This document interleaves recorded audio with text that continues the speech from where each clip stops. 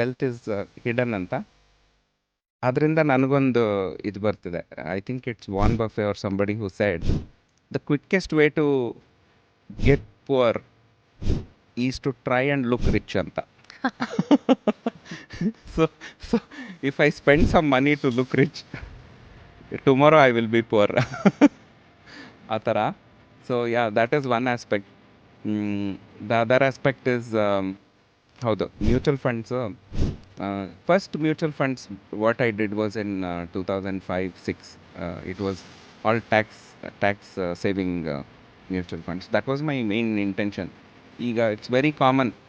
March 10ನೇ ತಾರೀಕಿಗೆ ನಾವು ಎದ್ದೊಳ್ತೀವಿ, ಅಯ್ಯೋ ಹೆಂಗ್ ಟ್ಯಾಕ್ಸ್ ಉಳಿಸೋದು ಅಂದ್ಬಿಟ್ಟು ಅಂತ. Salary I am talking about the Yeah, even I went to it. NSC ಅಂತೆ, ಎಸ್.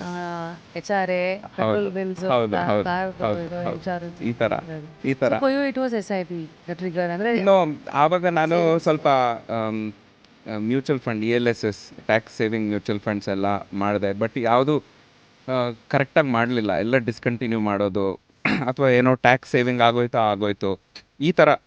ಮೈ ಇನಿಷಿಯಲ್ ಇಯರ್ಸ್ ಅಷ್ಟೊಂದು ಪ್ಲ್ಯಾನಿಂಗ್ ಇರಲಿಲ್ಲ. ಅದಕ್ಕೂ ಮುಂಚೆ ಇನಿಷಿಯಲ್ ಇಯರ್ಸು ದುಡ್ಡೇ ಇರಲಿಲ್ಲ ಇನ್ವೆಸ್ಟ್ ಮಾಡೋಕ್ಕೆ. ಫುಲ್ ವಿಡಿಯೋನ ನೋಡಿ ಆನ್ ರ್ಯಾಪಿಡ್ ರಾಶ್ಮೀಸ್ ಯೂಟ್ಯೂಬ್ ಚಾನಲ್.